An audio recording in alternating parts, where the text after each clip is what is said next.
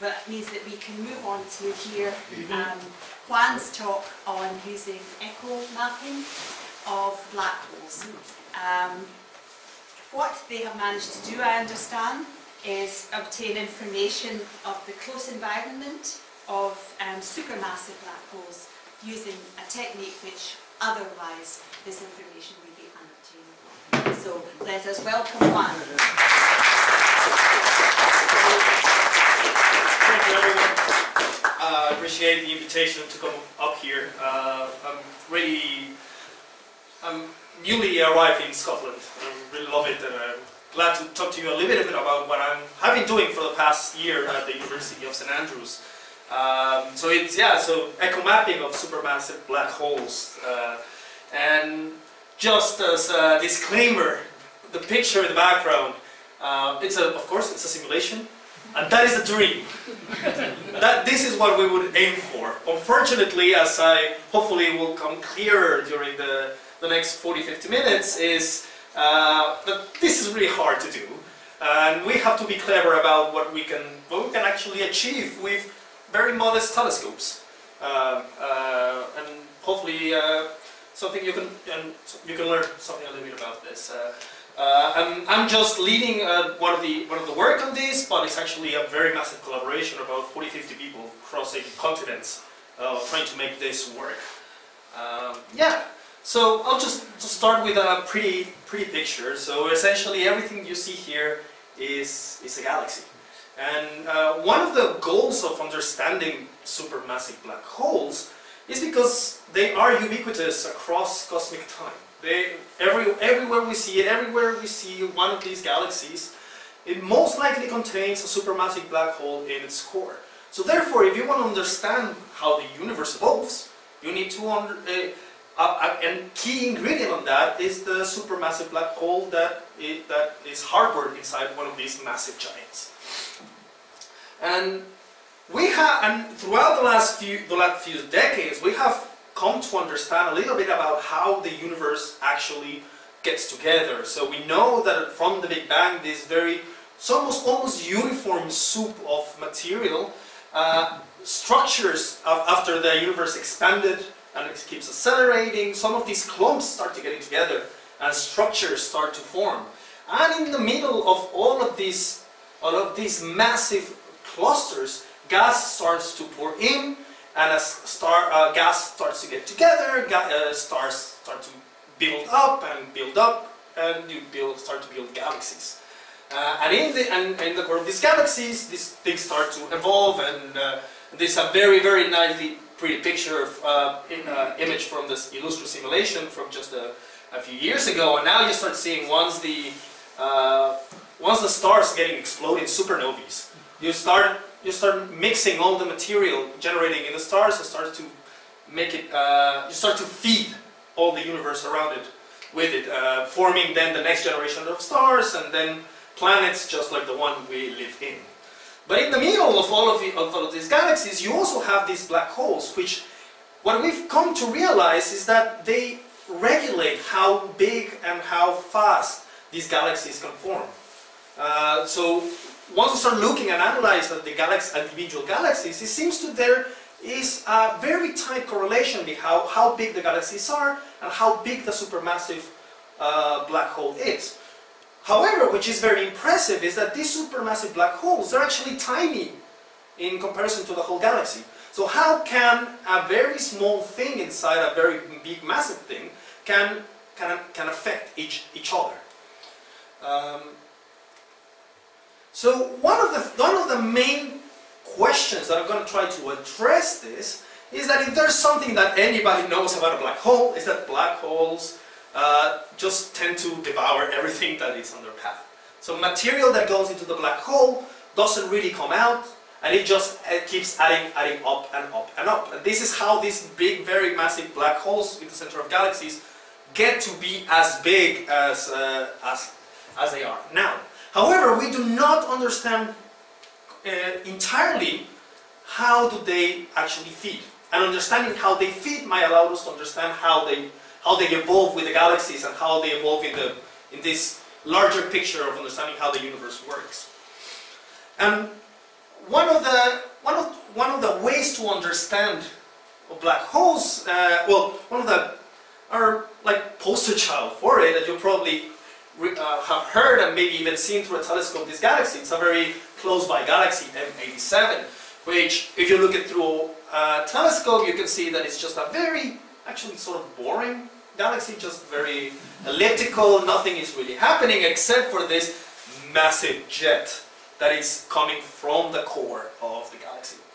And well, this is very interesting. We know that these jets are arriving, but in the last year, you probably heard about this magnificent result of once you actually zoom in into the center of that galaxy, you can by using this array of radio telescopes all around the Earth, all the way from the Antarctica to the Netherlands, to Mexico, US, Hawaii. By combining all of it, you created essentially a worldwide telescope that can resolve something as small as the gas that is orbiting around the black hole. And what we were able to determine is that, in fact, what we see here is just a black shadow of the black hole. And when you measure the distance and everything, everything agrees to what the general relativity would predict for a black hole. So we're very confident that what we're actually seeing is indeed consistent with a black hole. And how we get to know, how we realize that this can be, is that we can actually simulate what we would see with this telescope. So these are actual simulations of light paths that are circling around the black hole. So this accounts for all general relativity, and so the black hole in the middle actually distorts, creates like a lens, bends the light around it. So you actually, when you're looking at the black hole, you're looking at the front and also the back of the black hole. Light bends all the way around it. So you see both sides at the same time, which is kind of crazy.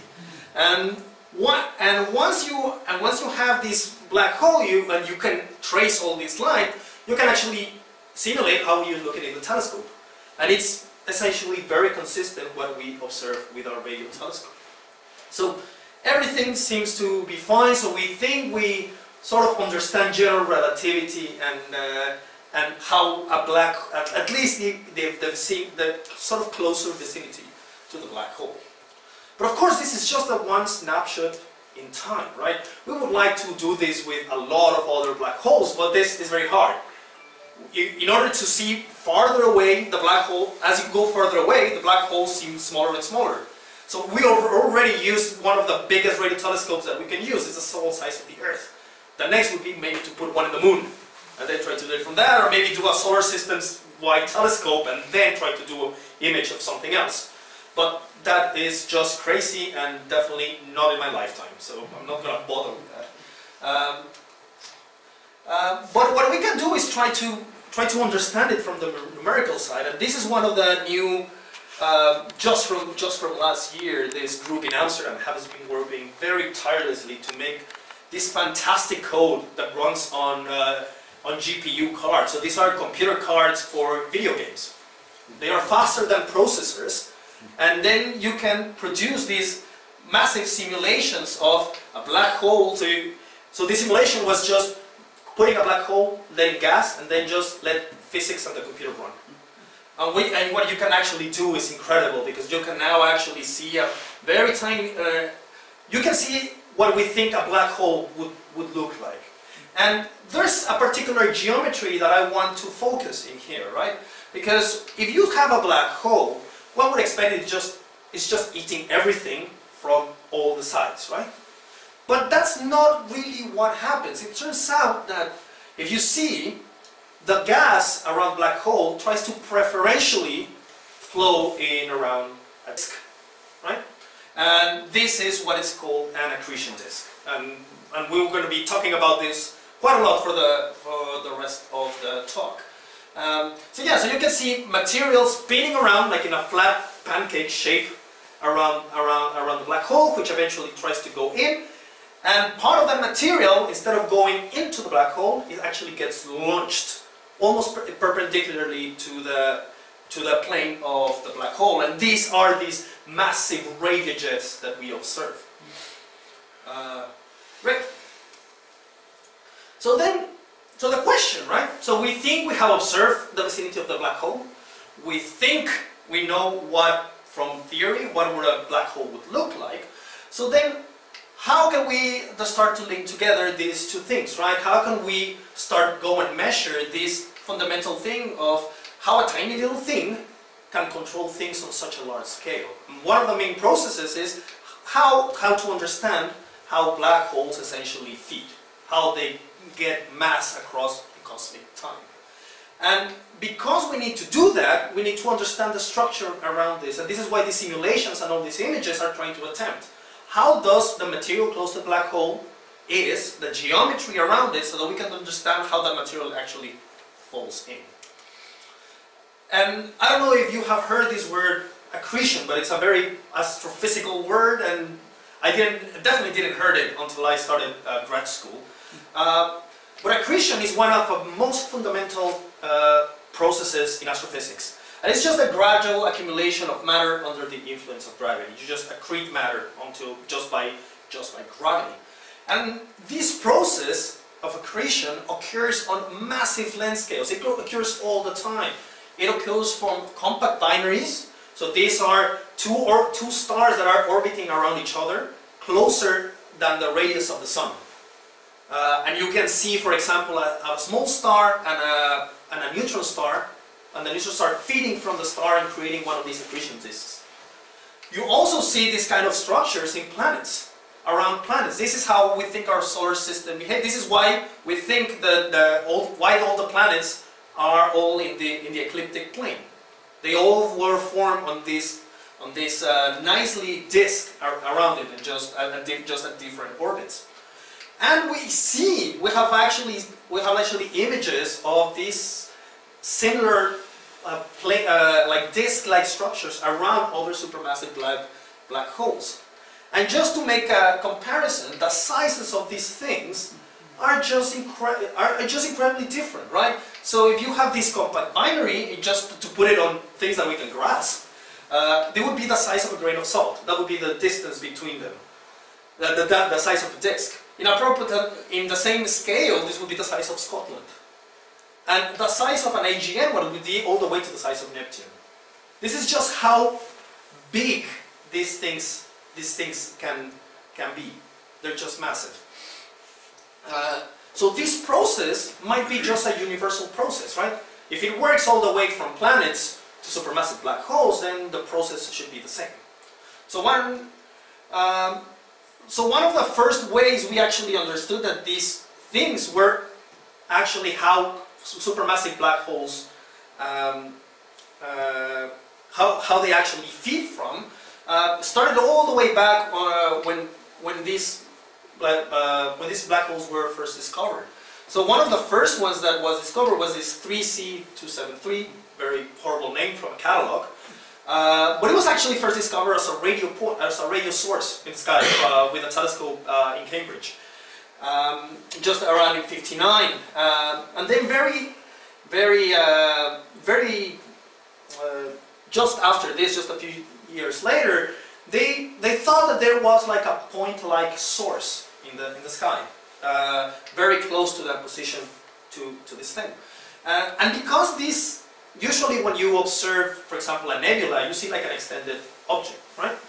But through the radio telescope, this thing looked just like a star. So it was very confusing for the astronomers, right? What star would be this bright that is emitting so much in radio wavelengths? So this is where the term of quasar comes from, just from quasi-stellar radio source.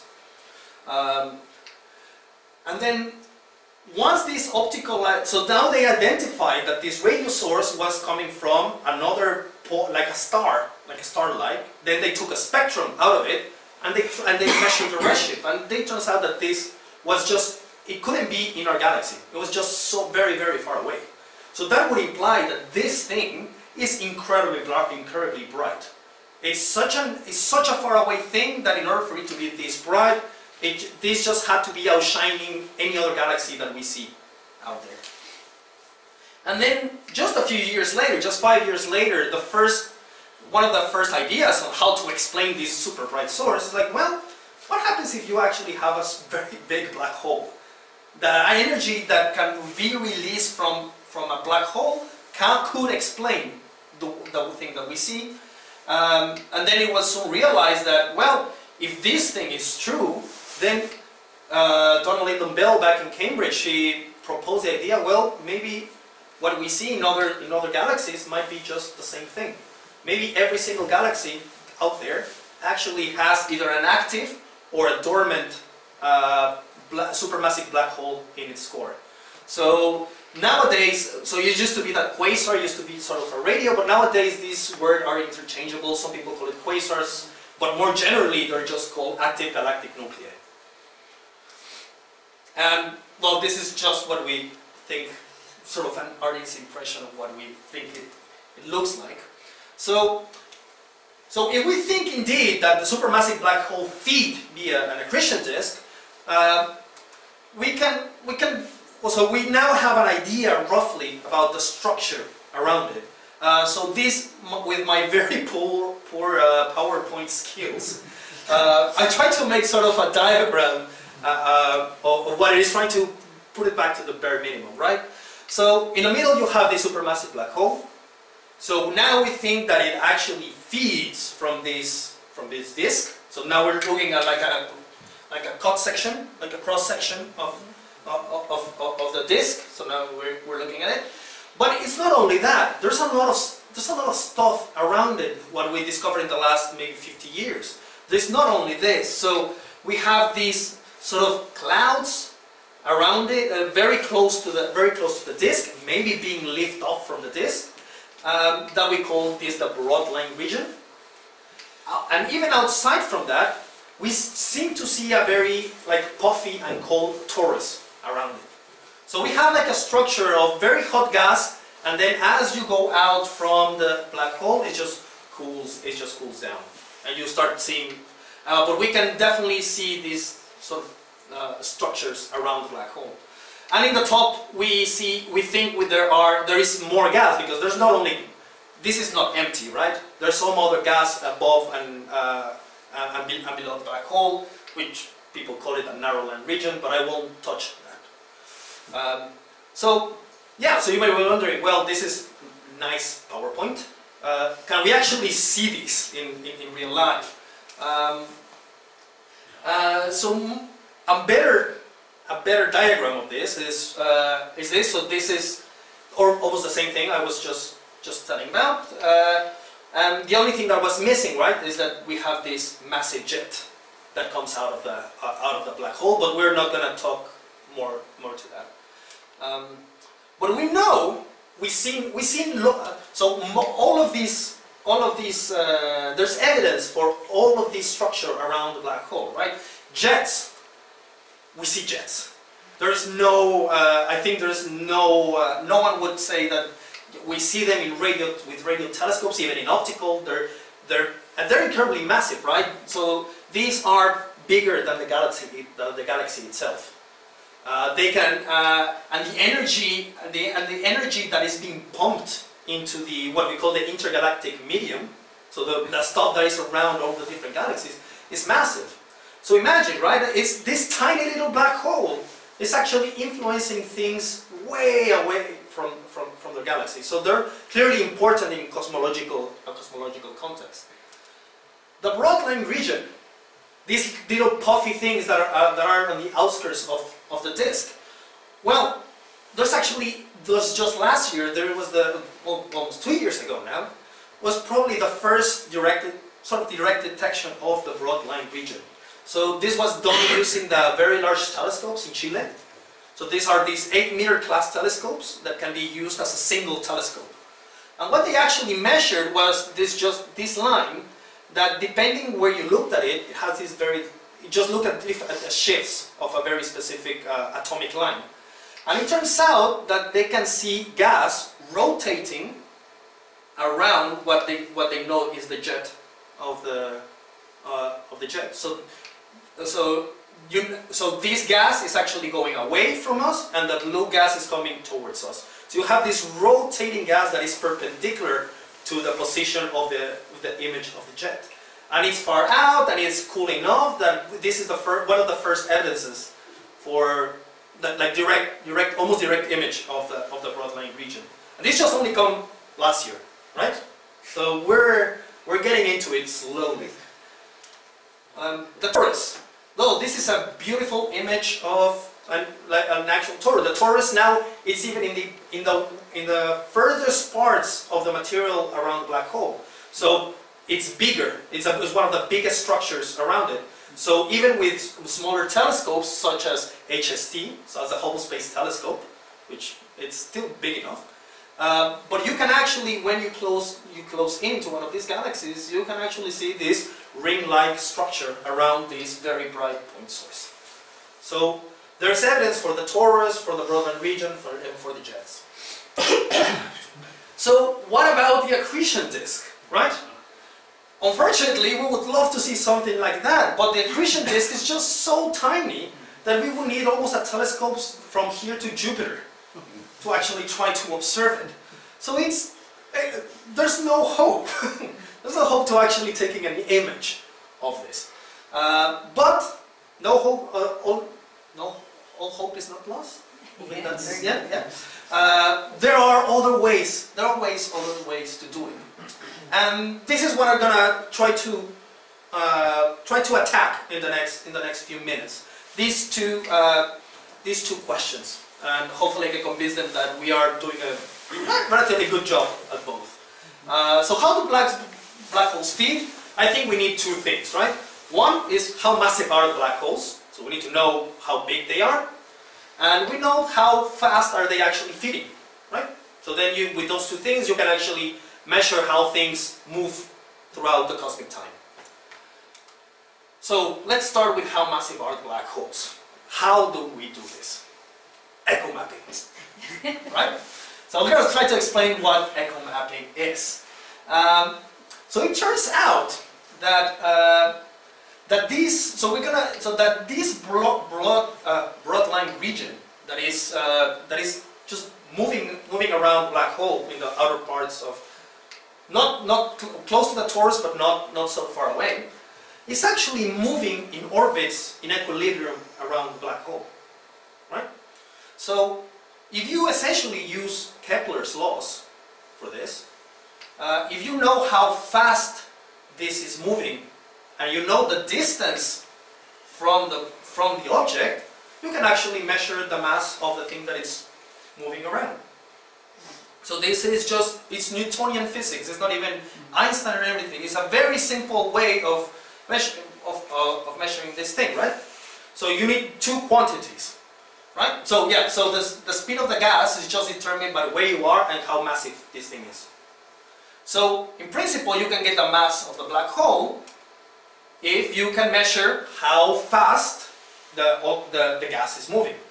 And this is actually a quite straightforward measurement to do. You actually go to your telescope, you took a spectrum of the telescope, so you spread the light of the AGN in the different colors, and you can just measure one of these lines. For example, this is a hydrogen line, and you can measure how wide it is, because it turns out that this width of the line is a Doppler. It's due to Doppler broadening. So that means that depending how the broader this thing is, the more Doppler shifted this thing. So it means the faster the gas is moving. So the smaller the line, for example, this line is very narrow. So then that means it's moving very slowly. The broader the line is, the faster it is. So this is actually the narrow line region. Astronomers are very bad at naming things. So you have this. So you can just go with a spectrograph, very basic spectrograph, and you can just measure how wide. Great, we have one of the two, right? So how can actually? I mean, you can do this with one, right? But if you want to trace cosmic history, you need thousands across all ages. So how do you actually can do this on large scale? Well, there is a magnificent experiment up in New Mexico at Apache Point Observatory that's called the Sloan Digital Sky Survey. So this is, I believe, a 2.5 meter telescope that uses, it's not your conventional telescope where you either you watch with your eye or you put just like a camera on top of it. It actually uses an aluminum plate about 1.5 meters in diameter, and you perforate all the plates with the positions of all the objects that you want to take, and in every point you stick a fiber optic into it. So then in every single point you can actually get the spectrum of every single star in the field.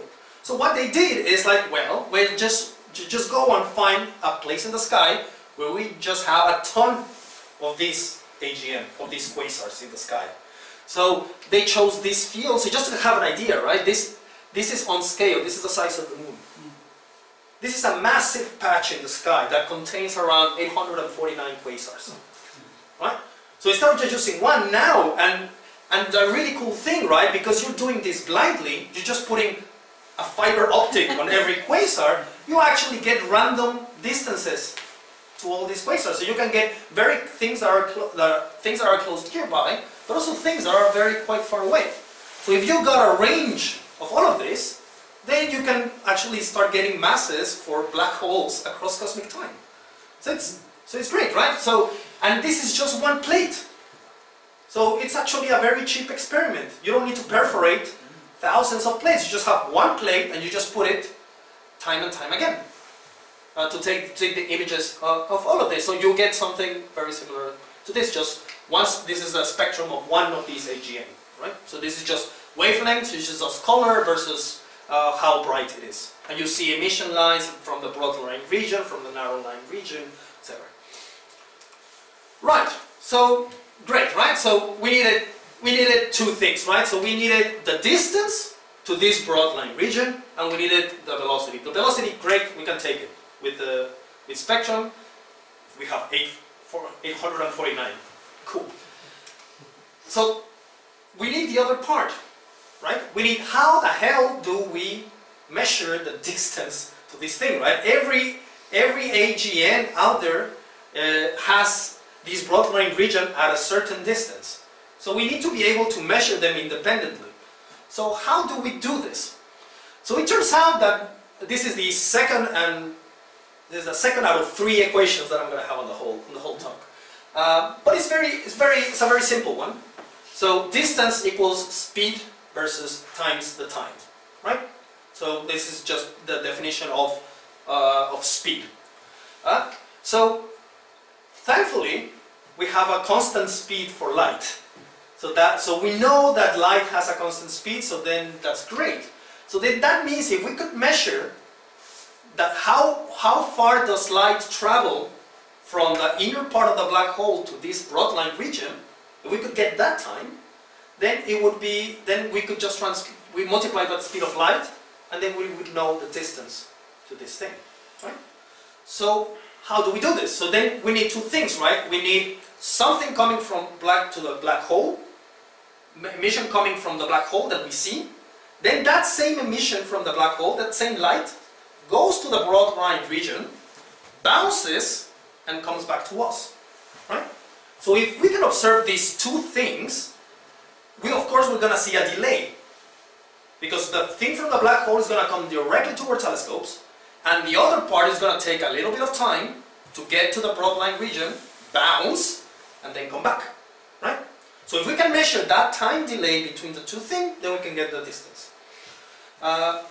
So this is a very similar technique. It's exactly how sonars work, right? We do this to map the surface of other planets, of Venus, of Mars. We use it to map the surface of the ocean, right? So in this case, we use the exact same thing, right? We need a source, which is the boat that emits the stuff. We need something to be bounced off, which is the seabed. And then we need to know the speed. So we just need to know the speed of sound. The speed of sound when you do the sonar, right? So with those two things, you can just do the same thing. You see how much the time of sound takes to go to the bottom, and then come back. And then you multiply by the speed of sound, and then you get the distance from the boat to the seabed. Right? The same technique. And with that information, and then you do it through a lot of places, you can actually get a map of different distances across the across the seabed. And it's exactly the same thing that we were going to apply. So just in this case, we're using a black hole as our boat. We're using the broadwinged region as the seabed, and instead of using sound, we're using light. Huh? Great. So how does it actually look? So this is an actual image of the light. So this is how the broadwinged region. So this is light coming from the broadwinged region. So this same line that I show you, you may remember that we measure the width of the line. We can also measure how it goes up and down. So that is gonna be this little thing, just goes up and down. And here we can measure the light coming directly from the black hole. So, and you can almost see it by eye, right? How one is, they're very similar in shape, but one of them is shifted to the right. So this one is shifted a little bit to the right. And it's actually shifted by about 62 days, right? So that means that the broadwinged region is 62 light days away from the black hole. And with that, we can just calculate then, we can just calculate R, we multiply it by the width, and then bam, we get the masses. And it turns out that this has been an incredibly good technique to measure hundreds of black holes' masses. Right? We're weighing black hole masses all the way to a quarter of the age of the universe by using a relatively simple sonar technique. And this is just the latest plot from the SDSS group, which I'm also involved in. And now, yeah, so we've been filling up gaps. We're making it. We're reaching farther and farther away to the massive black hole. You were wondering maybe why there's no black would anybody know why? Why? Because you see, right? I mean, so there are black holes that are all from 1 million to 1 billion solar masses, right? But it seems like at very high redshifts, we only have like 1 billion solar masses. This is just because the things here are very faint. We cannot see it, right? That's the only thing. So it looks like, oh, there must be something. No, it's just like these things. The bigger the black hole is, the brighter it is. That's just essentially what it is. Great. Yeah, so then, yeah, and we can use other lines. So in this case, I show you hydrogen, but you can use any other lines. Essentially, any line that is coming from any region, you can use it. Great, so hopefully I convince you that we can weigh black holes. But this one is a little bit harder, right? So not only that, but so we know how massive it is, but we don't know how fast it's actually eating. But fortunately, we can actually use the same technique. And instead of using the broadwinged region, we need to use the disk, right? But this makes it a little bit harder. Could anybody take a guess? If you think about the geometry, why would measuring echoes in disks is harder than measuring echoes in this broadwinged region? It's going to be a little on angle most of the time. Not. Oh, we know that it can be, but we know that these things are always sort of like on the same plane. Just that the disk is so small, the time delay is small. Exactly. That's all it is. The disk, remember the disk is way too small, right? We cannot actually like observe it directly. The broadwinged region and maybe the torus are big enough that we can actually see it in some very nearby systems. The disk is just way too small. So the light time travel from across the black hole to the disk is very, very, very small. But fortunately, we think we know how these disks actually work. So there's very good predictions on how much these time delays should be, right? And this is my third equation, and it's actually like the physics of this is a little bit more complicated. But it turns out that the time delay that you expect at one particular color of the spectrum, it just depends on the mass of the black hole and how fast it's actually fitting. That's it. So that means that if you observe a time delay at a certain color with a certain filter, you can actually know how much, you know the delay and you know the color of your filter, you can know how fast the black hole is actually accreting. Which is crazy, right? This only means you need just sample one of these objects with a few filters, and that's it. Seems easy, or way too easy, right? So what it is? So this is just a cartoon of what this disk is. It almost looks like a jawbreaker. I don't know if this candy. I actually didn't realize until now when I made it. But the disk, so there's a few things from the disks, right? So you can imagine the disk is actually feeding from the outside to the inside. So material is spiraling and very slowly crippling in towards the black hole. But as that material goes from the outside to the inside of the black hole, it heats up. So that means that the outer parts of the disk are hotter and the inner parts are cooler. No, wait a minute. The outer parts are cooler, and as it goes inwards, it just gets hotter and hotter. So then that means that the emission that you see, the light that you see from the out parts, would be at longer wavelengths, at cooler temperatures, that would be close to the near infrared. As material comes closer in, you would see it in the optical bands, then the UV, and the thing that is really close to the black hole, you would see in X-rays, right? So then that means that you remember, right? So then, if things are closer, then the lags would be smaller. The farther you are, the lags would be larger. So then you would expect that at bluer wavelengths, the lags would be small, and then at longer red wavelengths, the lags would be larger, right? So that is the prediction of accretion theory. Yes.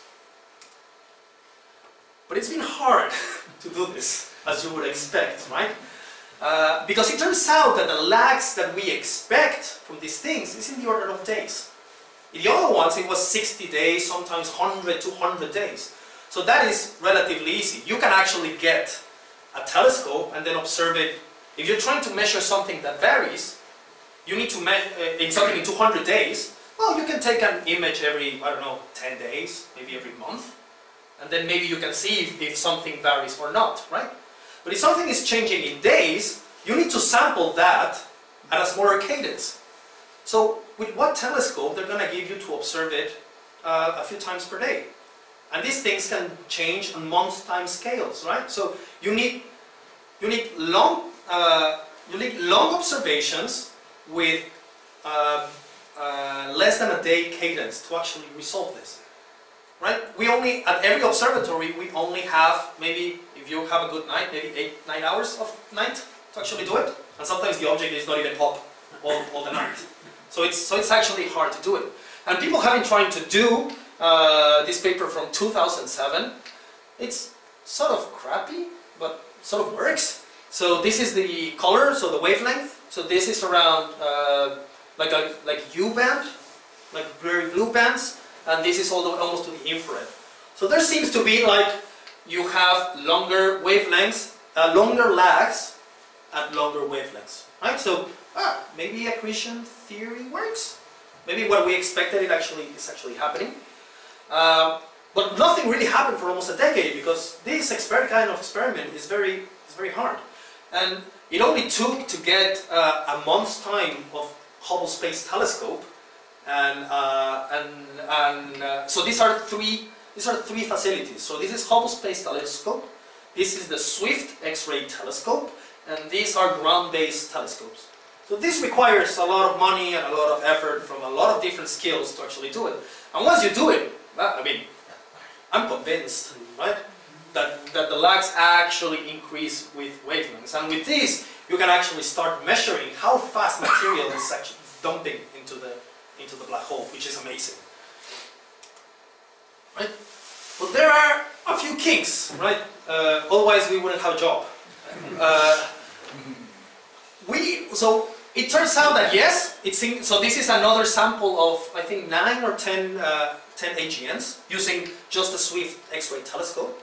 And it sort of looks like, yeah, they're like glass increased with wavelength, but it seems to be like the disks are larger than we actually predicted. So if you just put theory on top of it, it doesn't seem to agree quite well. There's a factor of a few, so we're not off for that much. I don't think it's grave concern, but there's still some things, so people are worried. But you can see that these measurements look more like the 2007 paper than the exquisite data from just a few years ago, right? Because this is really expensive. This is relatively cheap comparing, right? This is just one facility. So how can we do this probably better and not requiring a space telescope that most likely will die in the next few years, unfortunately? So one of the ways to do it is actually to use robotic telescopes, right? So one of these networks is called Las Cumbres Observatory.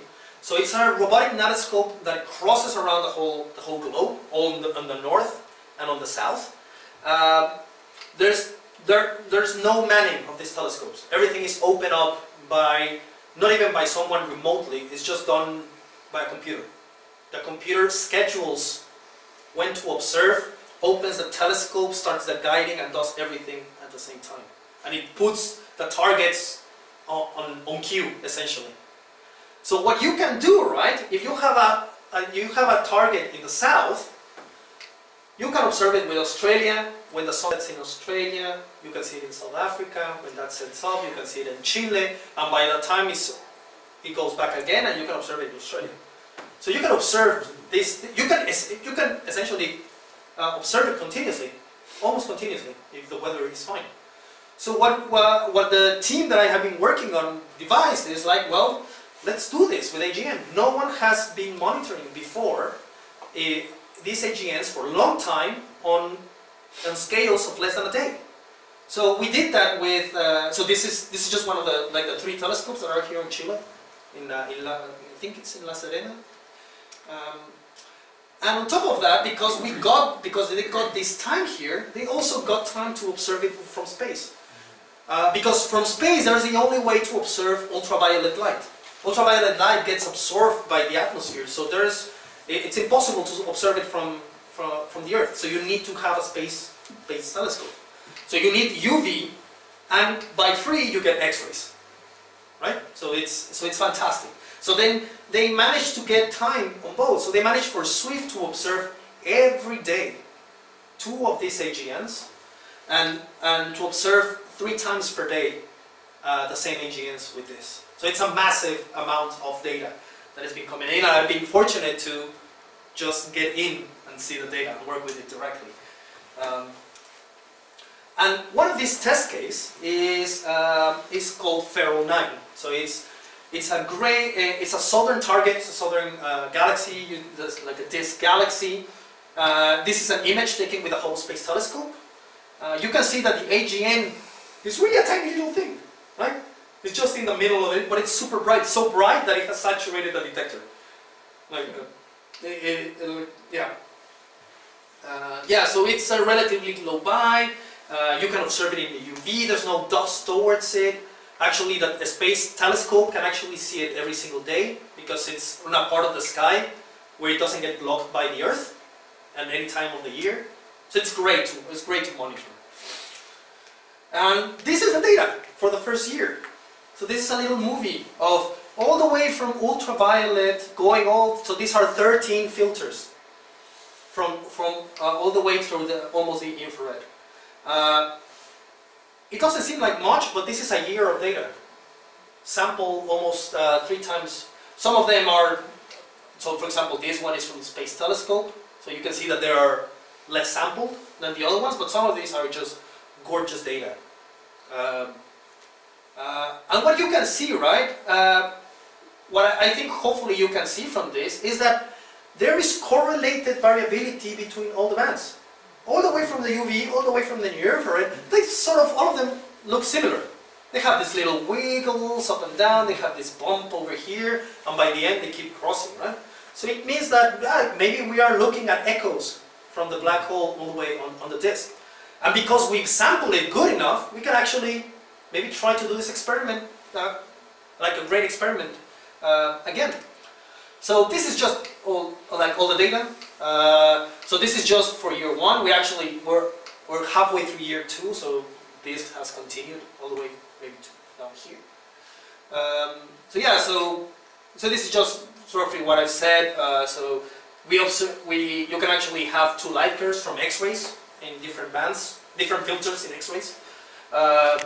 So you 3 UV filters, 3 optical filters, and a cadence of 1.1 day on these bands over here. And then with the robotic telescopes, with another 7 filters. So this is 630 kiloseconds. I don't know how many days is that. Enough, yeah. So it's like 3,000, right? So it's 3,000 seconds per hour, right? Ish. So that is probably like 200 hours of just of on-time telescope, right? Of imaging. And we also actually have spectroscopy taken for every 4 days, but that's gonna be what I'm gonna do next. So I don't have results from that. Yeah. So okay. So one of the things that hopefully you saw from this is that I'm gonna try and pause it.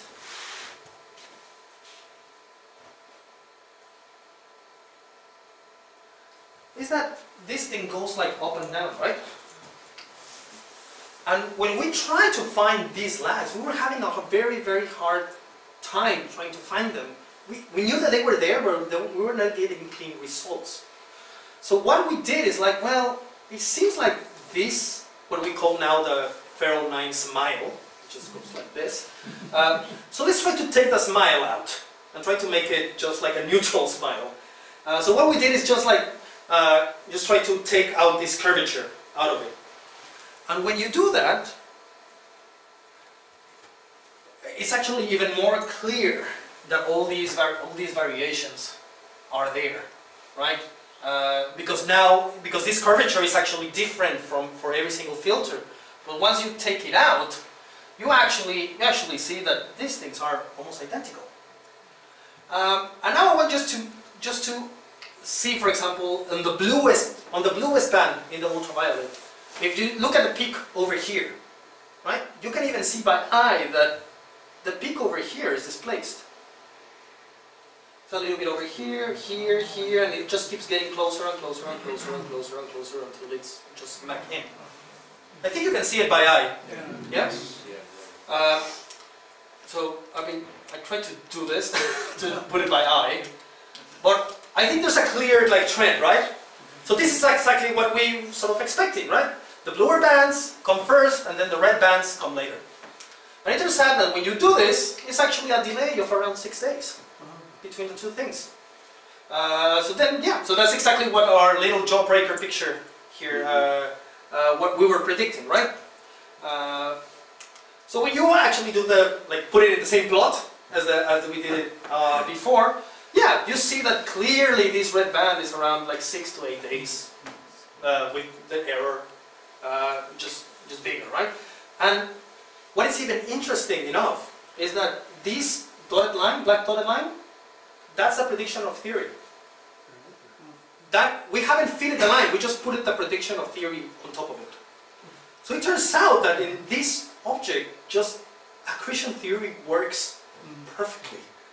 Which it didn't work in all the experiments before, this one is actually working. So this is incredibly encouraging.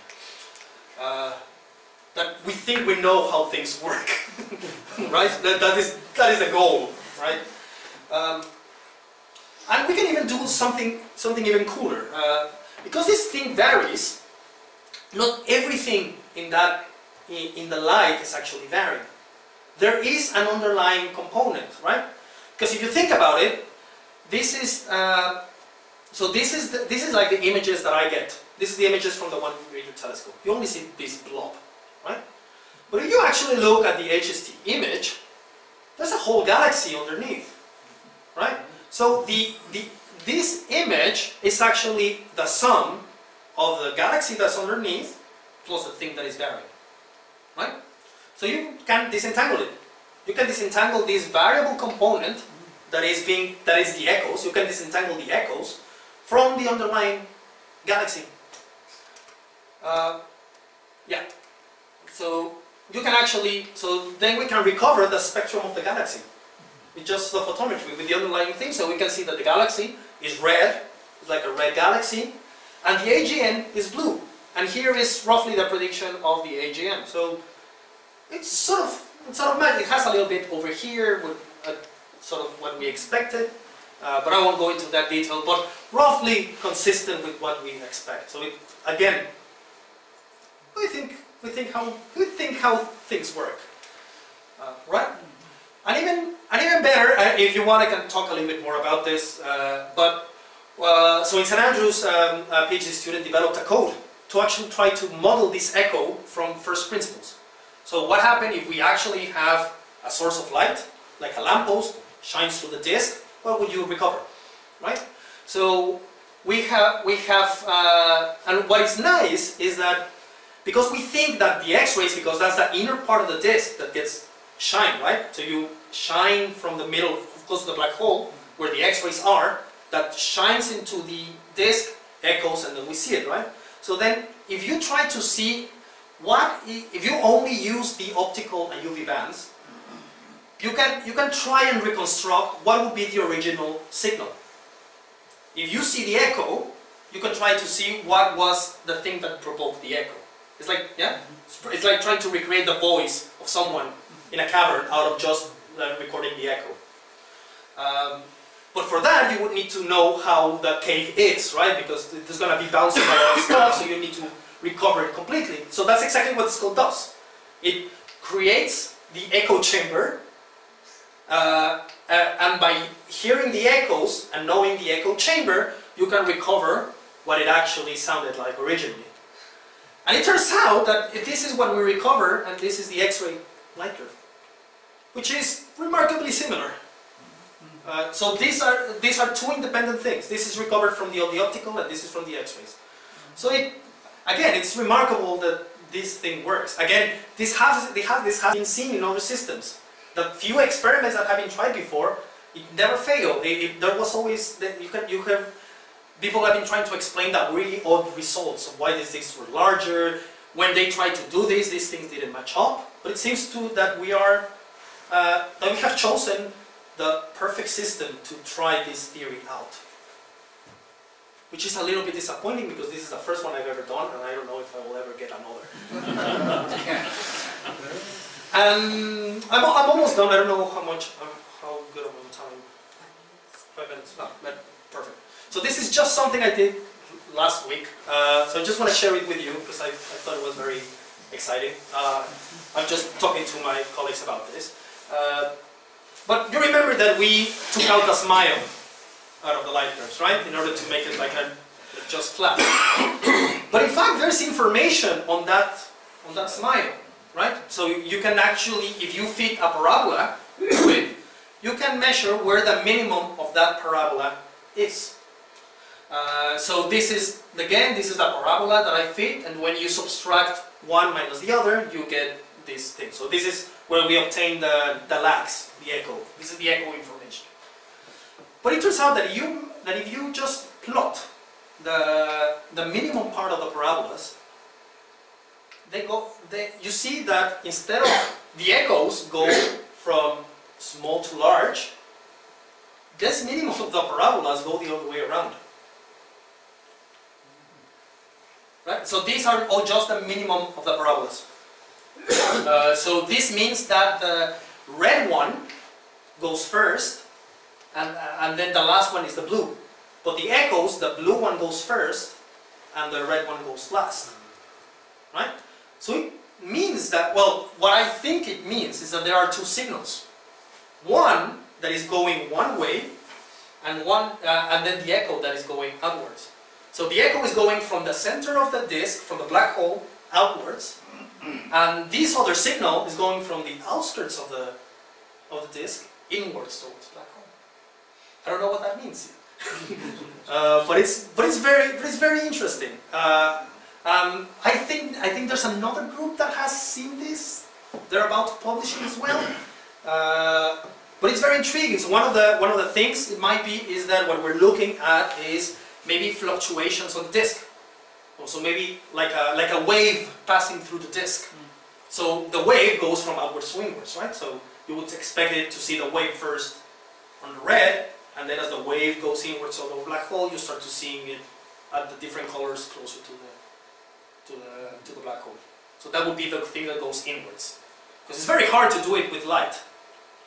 Light is going to go from the black hole out. It's very hard. So you need this information to be carrying, and it's also a little bit at the longer scales. So I don't know what is happening, but I think it's. So this is going to keep me up at night for the next one. There is a lot of stuff outside there, so it could be reflecting back off like broadwinged region or torus. It could be. It could be. It might be. Yeah. It might be. We don't know. So the professor I'm working with, Juan, he maybe thinks is that maybe the whole disk, some part of it is getting hotter, and then it's not a time delay, but it's just like the spectrum changes. So then that would appear as like a wave going the other way, but it's not a wave. It's just another effect that looks like a wave. But we discussed that a few hours ago, so take this with. This is really just science that is happening right now. Yeah. So this is my last slide. Just will give you the conclusions. So hopefully I've managed to get you interested in that. I think we're starting to understand really how black holes grow throughout cosmic time, right? We're now starting to reach out with these new experiments to very, very far redshifts, very far back in time in the universe. With new facilities, they're now building a few other instruments like this. So we're going to be able to get more data, better quality data, with bigger telescopes, so that means further back in time. Using echo-mapping techniques, we can actually measure things that are very close to the black hole without making a worldwide telescope, right? And 1 meter telescopes are actually easy to, you can almost order them by Amazon at this point. And in fact, you could do it with smaller telescopes. You just need brighter AGNs. You don't need anything special for this except just a camera and a medium-sized telescope. Also, a lot of the new, a lot of like the breakthrough has actually been combining these multi-missions, right? So, getting this painstaking effort of trying to convince the scientific community that using space telescopes and ground-based telescopes can move things forward. And once we know that, then we can implement these other techniques. So it definitely has worked.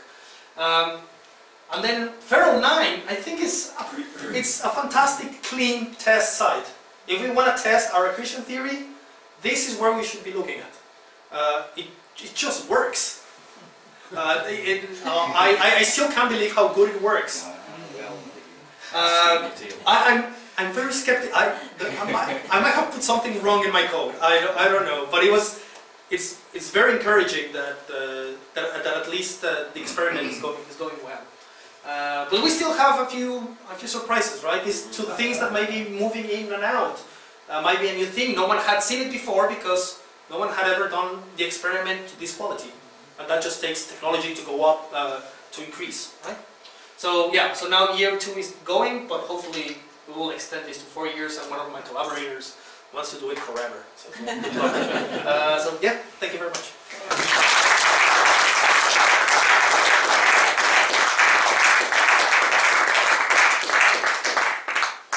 Thank you ever so much. That is stunning. We like, sort of cutting edge stuff, but stuff from this afternoon, I think, is the I really made that plot. I made this plot today. Yeah. So yeah, I thought like, well, I mean, we do work. You're the most cutting edge of our cutting edge so far. Anyone, any comments or questions? Yeah. I was absolutely fascinated by the curvature of the graph of the time lag against the wavelength. Yep. In other words, that the time lag cubed is proportional to the wavelength to the power of 4. Is there any physical reason for why? Uh, Why is it not linear? I was going to ask the exact same thing. Well, it's a curiosity, isn't it? Well, so that just comes from, it really just comes from, so, let me go back to it. So it's almost linear actually. It's very close to linear. It's to the 4/3, so 1.3. So it's very close to linear. There we go. Yeah, so it's to the, so it's, so the 4/3 and to this product of the mass and the mass transfer rate. Is that just empirically derived? Well, no, it's not empirical. This is from hardcore theory of accretion. That is just the result. It's to do with accretion. It just do with accretion. So if you solve the geometry of this thing and the thermodynamics, so how because there's some temperature things. So for example, there's some temperature to the 4th. Yeah, that's it. That's where that 4 comes. And then that 3rd comes from another, I don't remember which one. But when you combine everything, then you get this weird thing, right? But it sort of fits. But yeah, there were some previous studies, right? So one of the things is that in many cases we still don't have the quality to reject a linear relationship.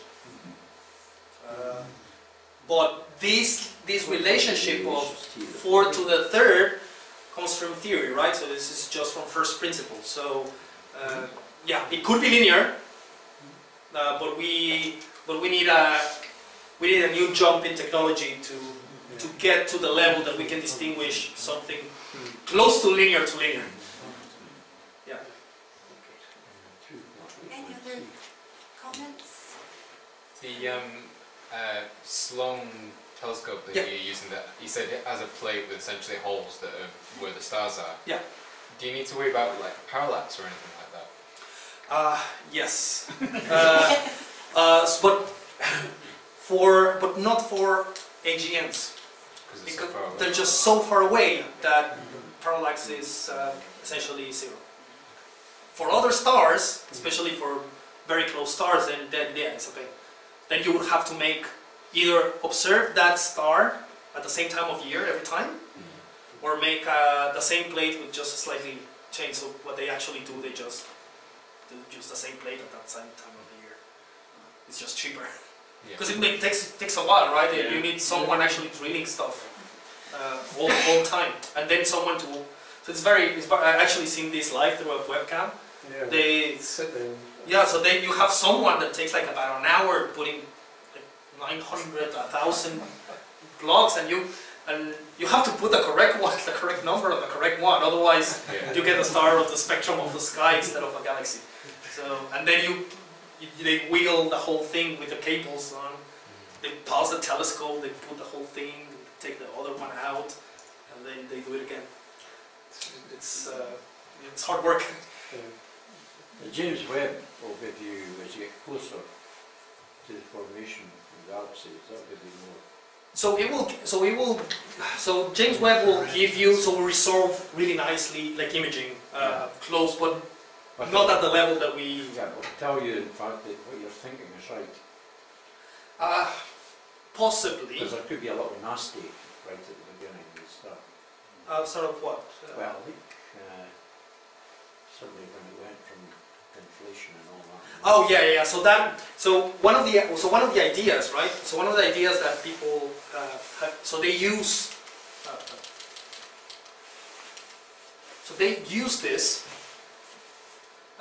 So they use this relationship with just how wide these lines are to try to find a way, because this thing is expensive, right? So every single pointing here required thousands of hours of big telescopes to get that information.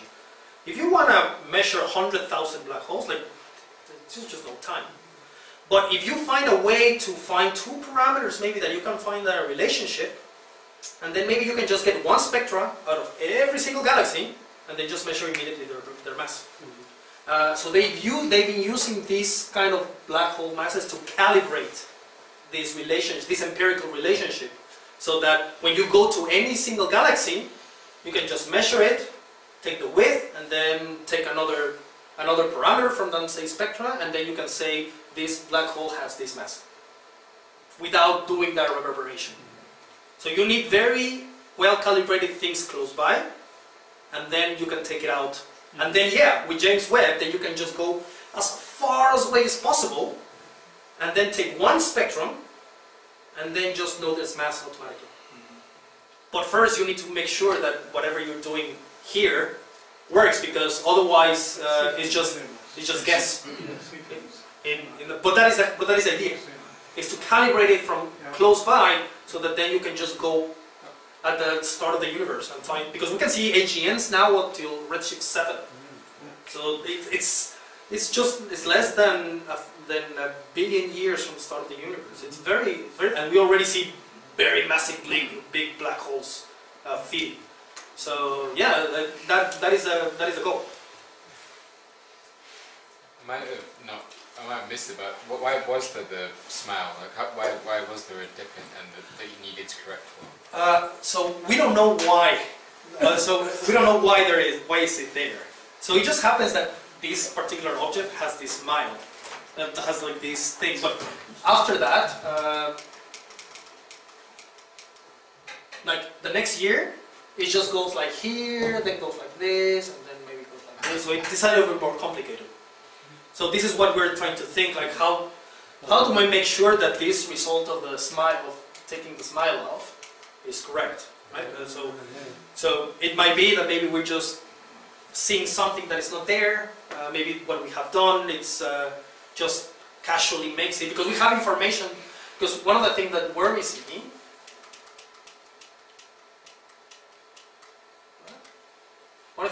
me, is that this thing looks very similar to this thing, in the opposite sense, right?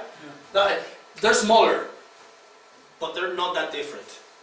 So it may be that maybe it's some part of the information is imprinted in the way that you remove it. But I don't know. But this is something that we're going to test with the second year, because if this thing is actually not,